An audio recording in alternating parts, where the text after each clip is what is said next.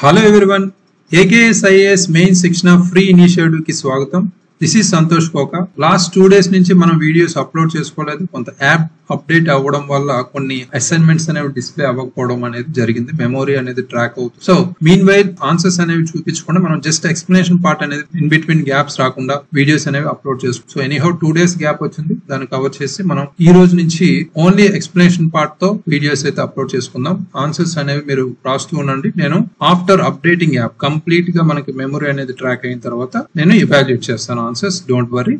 So అయితే ఈ రోజు క్వశ్చన్ మనం ముఖ్యంగా సబ్జెక్ట్ సామాజిక న్యాయానికి సంబంధించి question for 14th August 2024. Analyse the effectiveness of the national education policy 2020 in promoting social justice through inclusive education. Highlight the gaps and challenges in it's implementation.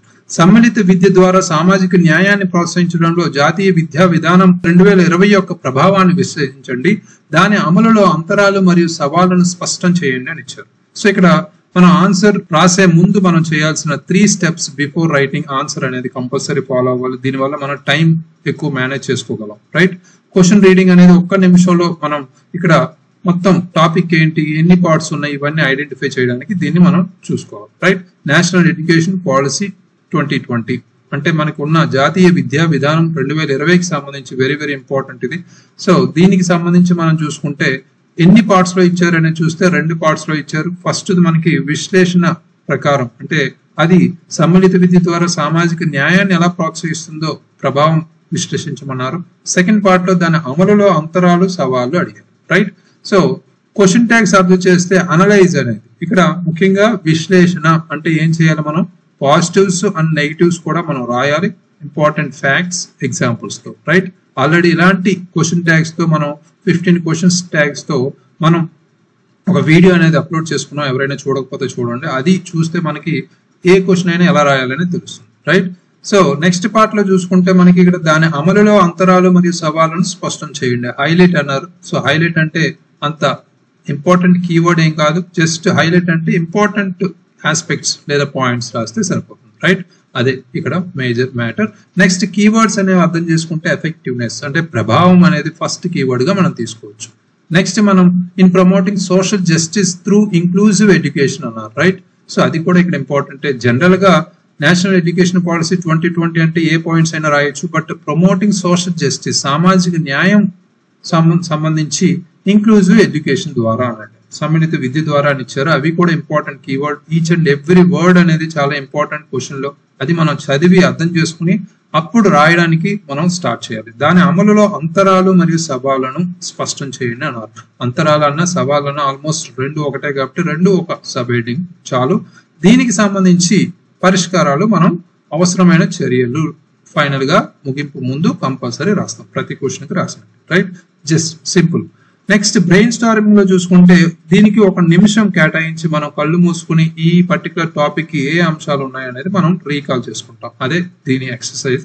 ఇక్కడ మనకున్న జాతీయ విద్యా విధానం ఎప్పుడు స్టార్ట్ అయింది, దానికి సంబంధించిన లక్ష్యం ఏంటి, ఇలాంటివన్నీ రాసే ముందు మనం కరెంట్ అఫైర్స్ ఇంట్రడక్షన్ రాస్తాం కాబట్టి రీసెంట్ గా గవర్నమెంట్ కొన్ని చర్యలు ఏమైనా తీసుకుందా ఎన్ఈపికి సంబంధించి అనే దాంతో మనం మొదలు పెట్టచ్చు. దాంతో పాటు కొన్ని ఇంపార్టెంట్ ఎగ్జాంపుల్స్ స్టేట్ వైజ్ కానీ అదేవిధంగా నేషనల్ వైజ్ కానీ, దాంతోపాటు కొన్ని ఫ్యాక్ట్స్ ఇక్కడ టీచర్ ట్రైనింగ్ కానీ లేదా టీచర్ స్కూల్ పర్టికులర్ స్కూల్లో స్టూడెంట్స్ ఎన్రోల్మెంట్ రేషియోకి సంబంధించి కానీ లేదా రేషియో సంబంధించి కానీ. Right, very very important. అవన్నీ మనం ఇక్కడ ఇంక్లూడ్ చేసుకోవాల్సి ఉంది. రైట్, సో ఈ పర్టికులర్ డేటా లేదా కొన్ని ఎగ్జాంపుల్స్ దీనికి సంబంధించిన అన్ని అంశాలు మనం ఇక్కడ బ్రెయిన్ స్టార్మ్ లో ఇంక్లూడ్ చేసుకోవాల్సి వస్తుంది. రైట్, అయితే ప్రెజెంటింగ్ ద ఆన్సర్ అంటే ఇక్కడ ఆన్సర్ రాయడానికి మనం 6 to 8 minutes అనేది తీసుకోవచ్చు. సో అంతకన్నా ఎక్కువైతే మనం ఇంకా ప్రాక్టీస్ చేయాల్సిన అవసరం అయితే ఉంది. ఈ 2 steps మనం పర్ఫెక్ట్ గా ఫాలో అయితే ఆటోమేటిక్ గా 6 minutes లోనే మనం కంప్లీట్ చేయొచ్చు. టోటల్ 8 minutes లో మన ఆన్సర్ అయితే కంప్లీట్ చేస్తాం. అదే మన ఈ particular main section of free initiative యొక్క టార్గెట్. రైట్, ఈ పర్టికులర్ ఎక్సర్సైజ్ అనేది చాలా మంది యూజ్ చేస్తున్నారు, ఉపయోగపడుతుంది కూడా. అయితే ఈ రోజు క్వశ్చన్ కి సంబంధించిన అప్రోచ్ చూసుకుంటే ఒక మంచి పరిచయం రాయడానికి మనం ఫస్ట్ ఫాలో అయ్యేది కరెంట్ అఫైర్స్ ఇంట్రడక్షన్ తో స్టార్ట్ చేయడం. అంటే రెగ్యులర్ గా ఆన్సర్స్ రాసేవారు దాని మీనింగ్ ఏంటి, ఎప్పుడు స్టార్ట్ అయింది దాంతో స్టార్ట్ చేస్తారు. మనం రెగ్యులర్ కాకుండా ఒక 1/2 mark 1 mark ఎక్కువ తీసుకురావాలనుకుంటున్నాం కాబట్టి సో కంపేర్ టు అదర్స్ మనం కరెంట్ అఫైర్స్ ఇంట్రడక్షన్ తో ప్రతి టాపిక్ ని మనం అలవాటు చేసుకుంటున్నాం. రైట్, నెక్స్ట్ స్టాటిక్ పార్ట్ రాస్తాం, రైట్? NEP 2020కి సంబంధించి ఇటీవల పరిణామాలు ఏమున్నాయి? సో ఫర్ ఎగ్జాంపుల్ మనకి ప్రభుత్వం ఈ విధానం యొక్క అమలుకు సంబంధించి కొన్ని నూతన అడుగులు అయితే వేస్తుంది. సమాజంలో సాంఘిక న్యాయం తీసుకురావడానికి సమాన హక్కులు కలిగిన విద్యను అందించడంలో ఈ NEP 2020 ముఖ్య ఉద్దేశాన్ని అందరికీ చేరేలా దాన్ని కార్యక్రమం అయితే తీసుకొస్తుంది. కొన్ని కార్యక్రమాలు, అవగాహన కార్యక్రమాలు.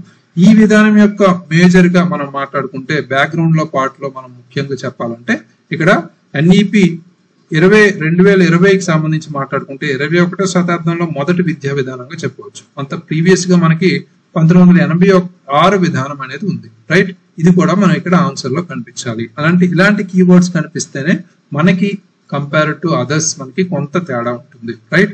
సో అయితే అదే విధంగా మనకి 2030 నాటికి ప్రీ స్కూల్స్ నుండి సెకండరీ స్థాయి వరకు మనకి 100% free enrolment, gross enrolment rate సాధించడానికి లక్ష్యంగా అయితే పెట్టుకుంది కదా. సో అదే విధంగా SC, ST, BC, OBC మరియు మైనారిటీ వంటి పేద వర్గాలకు సమాన హక్కులు కలిగిన విద్యను అందించడంలో కూడా ఈ విధానం లక్ష్యంగా పెట్టుకుంది, రైట్? ఆ లక్ష్యాలు ఏవైతే ఉన్నాయో మనం ఒక ఆబ్జెక్టివ్ వైజ్ మనం రాస్తాం సంక్లిష్ట వివరణతో, రైట్? ఇక్కడ ఫ్లో చార్ట్ కూడా మనం రైట్ సైడ్ కార్నర్ లో పెట్టుకోవచ్చు. కాంపోనెంట్స్ కానీ, ఆస్పెక్ట్స్ కానీ, దానికి సంబంధించిన ఆబ్జెక్టివ్స్, దానికి సంబంధించిన కరికులం ఏదైతే ఉందో, రైట్? అలాంటివి మనం మెన్షన్ చేసుకోవచ్చు. ఇక్కడ నెక్స్ట్ మనం చూసుకుంటే నిర్మాణంలోకి అడుగు పెట్టినప్పుడు సామాజిక న్యాయాన్ని ప్రోత్సహించడంలో ప్రభావశీలత అని ఇచ్చారు, రైట్? ఇక్కడ ముఖ్యంగా మొదటి కీవర్డ్ ని మనం అడ్రస్ చేస్తున్నాం. ఇందులో విద్యకు సమాన ప్రాప్యత ఏదైతే ఉందో దానికి సంబంధించి మనం ముఖ్యంగా అంటే accessible to each and every ఈక్వాలిటీగా ఉండాలి యాక్సెసిబిలిటీ అనేది విద్య అనేది, రైట్? అది మనకి ఇక్కడ ముఖ్యంగా చూసుకుంటే తాజా డేటా మనం చూసుకుంటే సమగ్ర శిక్ష అనే కార్యక్రమం ద్వారా మనం ఈ పథకం ఏదైతే ఉందో వంటి కార్యక్రమాలు కొన్ని రాష్ట్రాల్లో SC, ST విద్యార్థుల నమోదు రేటును 15% పెంచాయి అనేది డేటా అయితే ఉంది. సో ఇలాంటి ముఖ్యమైన డేటా లేదా ఎగ్జాంపుల్స్ మనం ఈ పర్టికులర్ పాయింట్స్ లో మనం ఇంక్లూడ్ చేసుకుంటే జస్టిఫికేషన్ పార్ట్ లాగా కనిపిస్తుంది, రైట్? బహుభాషా విద్య అనేది మనకి ఇక్కడ ఒక ఇంపార్టెంట్ కాంపోనెంట్, ప్రభావశీలత పాయింట్ గా చెప్పుకోవచ్చు. ఫర్ ఎగ్జాంపుల్ ఒడిషా, ఛత్తీస్గఢ్ వంటి రాష్ట్రాల్లో ఈ విధానం మన కొన్ని తన స్థానిక భాషల్లో విద్యను పొందడం వల్ల కొంత ఈ రేట్ అయితే ఎన్రోల్మెంట్ అయితే పెంచే అవకాశం కూడా ఉంటుంది, రైట్? బహుభాషా విద్య, లింగ్విస్టిక్ బ్యారియర్స్ లేకుండా, రైట్? సో మాతృభాష లేదా స్థానిక భాషను విద్య మాధ్యమంగా ఉపయోగించడం వల్ల వివిధ భాషాపరమైన నేపథ్యాల నుండి వచ్చే పిల్లలకు విద్య అందించడం సులభం అవుతుంది అనేది ఇక్కడ మేజర్ NEP ఉద్దేశం. లింగ సమ్మిళిత నిధికి సంబంధించి కూడా ఇక్కడ మాట్లాడుకుంటే ఈ నిధి ముఖ్యంగా రాష్ట్ర ప్రభుత్వాలు లింగ సంబంధిత కార్యక్రమాలను అమలు చేయడంలో సహాయపడుతుందని చెప్పారు, రైట్? ముఖ్యంగా గ్రామీణ ప్రాంతాల్లో మహిళా చదువులో అభివృద్ధికి దోహదం చేస్తుంది. మహిళలు ఎక్కువగా చదువులో ముందుకెళ్ళడానికి కూడా ఇది పనికొస్తుంది. దీన్ని కూడా మనం మెన్షన్ చేయాలి. వెరీ వెరీ ఇంపార్టెంట్ పాయింట్ ఇది జెండర్ బేస్డ్ గా. పాఠ్య ప్రణాళిక సంస్కరణలు అంటే ముఖ్యంగా NEPలో చేసేవి కరికులం రిఫార్మ్స్ గా మనం తీసుకుంటే అవాంఛనీయ మన పక్షపాతం లేదా కించపరిచే భావాలు లేని పాఠ్య పుస్తకాలను కూడా మనం అందించడం, ఇది పిల్లలకు సామాజిక న్యాయం గురించి తెలియజేయడం మరియు వివిధ ప్రజలకు గౌరవం కలిగిస్తుంది అనేది కూడా ఇక్కడ మనం పాఠ్య ప్రణాళిక సంస్కరణ కూడా మనకి చాలా ఇంపార్టెంట్ అనేది ఇక్కడ చెప్తున్నాం. నెక్స్ట్ మనం చూసుకుంటే సెకండ్ కీవర్డ్, సెకండ్ పార్ట్ లో అడిగిన కీవర్డ్స్ గ్యాప్స్ అండ్ ఛాలెంజెస్ కదా. అంతరాలు మరియు సవాళ్ళను చూసుకుంటే మౌలిక సదుపాయాల కొరత ఒక మొదటి ఇంపార్టెంట్ గా చెప్పుకోవచ్చు. అంటే విద్యార్థుల కోసం నూతన విద్యా విధానం డిజిటల్ అమలు లక్ష్యాలను అమలు చేయడానికి పాఠశాలలో ముఖ్యంగా ఇంటర్నెట్ కనెక్షన్లు కావచ్చు, అంతర్జాల కనెక్షన్స్ కావచ్చు, లేదా విద్యుత్ అందుబాటులో తెచ్చుకోవడానికి కూడా మనకి ఇంపార్టెంట్, రైట్? ప్రాథమిక సౌకర్యాలు లేకుండా ఉండడం కూడా ఒక పెద్ద సమస్యగా ఉంది. సో అది ఒక పాయింట్ గా మనం చెప్పొచ్చు. నెక్స్ట్ ఉపాధ్యాయుల శిక్షణకు సంబంధించి సమాన విద్యా మాధ్యమంలో వివిధ అవసరాలను తీరుస్తున్న టీచర్లకు సంబంధించిన శిక్షణలో గణనీయమైన వ్యత్యాసం అయితే మనకు కనిపిస్తుంది. అంటే గ్యాప్స్ అంటే టీచర్స్ స్కిల్స్ అనేవి కొన్ని స్టేట్స్ లో కొన్ని స్కూల్స్ లో డిఫరెంట్ గా ఉన్నాయనేది కూడా తెలుస్తుంది. అది కూడా ఇంపార్టెంట్. డిజిటల్ విభజనకు సంబంధించి వెరీ వెరీ ఇంపార్టెంట్, ఇది అందరూ రాసే ఇంపార్టెంట్ పాయింట్. దీనికి సంబంధించిన జస్టిఫికేషన్ కూడా మనం రైట్. పేద వర్గాలకు చెందిన విద్యార్థులు ముఖ్యంగా గ్రామీణ ప్రాంతాల్లో లేదా ముఖ్యంగా మనకున్న ట్రైబల్ గిరిజన ప్రాంతాల్లో ఉన్న విద్యార్థులకు సంబంధించి డిజిటల్ వనరులకు ప్రవేశం లేదు, రైట్? ఎన్ఈపి యొక్క ముఖ్య సమానత్వ లక్ష్యాన్ని ఇది దెబ్బతీస్తుంది కాబట్టి ఇది కూడా very important point. Next budget పరిమితులు. మనం ముఖ్యంగా మనం కంపేర్ చేసుకుంటే నార్వేజియన్, స్కాండినేవియన్ కంట్రీస్ ఉంటాయి. For example Finland, Norway, Sweden లాంటి కంట్రీస్. ఫిన్లాండ్ బహుశా మనం చూసుకుంటే హ్యాపీనెస్ ఇండెక్స్, ఆనంద సూచికలో ఎప్పుడు మొదటి స్థానం, లాస్ట్ 5 సంవత్సరాల నుంచి 6 సంవత్సరాల వరకు మొదటి స్థానంలోనే ఉంది. ఎందుకు అనేది మనం ఒకసారి క్వశ్చన్ చేసుకుంటే అక్కడ ఉన్న హెల్త్, ఆరోగ్యపరంగా, ఎడ్యుకేషన్, విద్యాపరంగా, అదేవిధంగా వాళ్ళ యొక్క జీవన ప్రమాణాలు, లివింగ్ స్టాండర్డ్స్ సంబంధించి కూడా ఎక్కువ వాటి మీద ఫోకస్ చేస్తారు, అదర్ దాన్ డిఫెన్స్ కానీ రీసెర్చ్ కానీ ఇలాంటి వాటి రైట్. సో అందుకే వాళ్ళకి హ్యాపీనెస్ ఇండెక్స్ లో మొదటి స్థానంలో ఉంది. హ్యాపీనెస్ ఇండెక్సే కాదు, కొన్ని మనకి మానవ అభివృద్ధికి సంబంధించి HDR రిపోర్ట్స్ లో కూడా ఇవే ఎక్కువ మొదటి స్థానంలో ఉంటున్నాయి. సో దానికి కారణం ఏంటి? హెల్త్, ఎడ్యుకేషన్, ఎంప్లాయ్మెంట్ లాంటి వాటి మీద ఎక్కువగా వీళ్ళు బడ్జెట్ కేటాయింపులు ఉంటున్నాయి. కాబట్టి కంపేర్ టు ఇండియా, అభివృద్ధి చెందుతున్న మన భారతదేశంలో ముఖ్యంగా చూసుకుంటే విద్యా రంగానికి లేదా ఆరోగ్య రంగానికి చాలా కేటాయింపులు అనేవి చాలా తక్కువ రైట్. ప్రస్తుతం మనం విద్యా రంగానికి బడ్జెట్ కేటాయింపులు మనకు 6% కన్నా ఉన్నాయి. మనం అనుకున్న సిఫార్సు చేయబడిన 6% కన్నా చాలా తక్కువ ఉన్నాయి. అంటే 2 నుంచి 3% వరకు ఉండొచ్చు. ఇది మనకి పెద్ద సవాలుగా చెప్పుకోవచ్చు రైట్. దీన్ని మనం పెంచుకుంటే ఆటోమేటిక్ గా అభివృద్ధి చెందిన దేశంగా మనం తీసుకెళ్లొచ్చు. నెక్స్ట్ మనం ముందుకు వెళ్తే ఇక్కడ మనకి అవసరమైన చర్యలు అనేది 3వ పార్ట్గా మనం యాడ్ చేసుకుంటాం. క్వశ్చన్లో అయితే ఇవ్వలేదు. సో ముగింపుకు ముందు మనకున్న సమస్యలు ఏవైతే ఉన్నాయో పరిష్కారాలు అందించాలి. కాబట్టి ఆ కోణంలో మౌలిక సదుపాయాలను బలోపేతం చేయడం అనేది మొదటి పాయింట్ గా మనం చెప్పుకోవచ్చు. ఇక్కడ ప్రభుత్వ ప్రాధాన్యంగా మౌలిక సదుపాయాలను అభివృద్ధి చేయాలి. ముఖ్యంగా ఇంటర్నెట్ కనెక్టివిటీ లేదనుకున్నాం సవాల్లో, అదే మనం ఇక్కడ చెప్తాం. ప్రాంతాల్లో కొన్ని మూల ప్రాంతాలు ఏవైతే గ్రామీణ ప్రాంతాలు ఉన్నాయి, ప్రతి పాఠశాలకు ప్రాథమిక సౌకర్యాలు, డిజిటల్ ఉపకరణాలు కనిపించాలి రైట్. అది మన టార్గెట్. నెక్స్ట్ బోధన సామర్థ్యాన్ని పెంపొందించడం కూడా. దీనిలో టెక్నాలజీని సమర్థవంతంగా ఉపయోగించడం మరియు విద్యార్థుల వివిధ అవసరాలను తీర్చడం వంటి అవసరాలపై శిక్షణ ఇవ్వాలి రైట్. బోధన సామర్థ్యాన్ని ఎలా పెంచుతాం? ఇక్కడ ముఖ్యంగా టీచర్ స్టూడెంట్ రేషియో కానీ లేదా టీచింగ్ స్కిల్స్ కానీ, టీచర్ యొక్క డిజిటల్ స్కిల్స్ కావచ్చు, నార్మల్ స్కిల్స్ కావచ్చు, అవి పెంచే దిశగా. నెక్స్ట్ డిజిటల్ విభజనను తగ్గించడం. మనకి ఏదైతే సవాల్లో చెప్పామో డిజిటల్ డివైడ్ లేదా డిజిటల్ విభజనని తగ్గించే ఉద్దేశంతో ముందుకెళ్ళాలి. అంటే ఇక్కడ ముఖ్యంగా డిజిటల్ అంటే తక్కువ ధరల్లో ఇంటర్నెట్ సౌకర్యాలు మనం వాళ్ళని కల్పించాలి రైట్ విద్యార్థులకి. ఎక్కడ ఎక్కువగా గ్రామీణ, ఇక్కడ గిరిజన ప్రాంతాల్లో ముఖ్యంగా చూసుకుంటే రైట్. పర్యవేక్షణ మరియు జవాబుదారీతనం ముఖ్యంగా ఇక్కడ మనకి సమీకృత ఆడిట్లు మనం అవసరం, ఆడిట్లు చేయాలి రైట్. అదే విధంగా కొన్ని ఫీడ్బ్యాక్ పద్ధతులు కూడా మనం ఫాలో అవ్వాలి రైట్. సో ఈ విధాన లక్ష్యాలు చేరుకున్నాయా లేదా అనే విషయాన్ని నిర్ధారించడానికి ఇవి ఉపయోగపడతాయి. పర్యవేక్షణ, మానిటరింగ్ అంటాం, జవాబుదారీతనం, అకౌంటబిలిటీ అంటాం రైట్. ఈ NEP 2020 ఉన్న మనకి రూల్స్ ఏవైతే గైడ్ లైన్స్ ఉన్నాయో పర్ఫెక్ట్ గా అమలు చేయడానికి పర్యవేక్షణ విధానాలు ఏర్పాటు చేయడం చాలా అవసరం అనేది ఇక్కడ చెప్తాం రైట్. నెక్స్ట్ ముగింపుకు వచ్చేసరికి మనం 1 నుంచి 1.5 లైన్ లో మనం ముగించవచ్చు.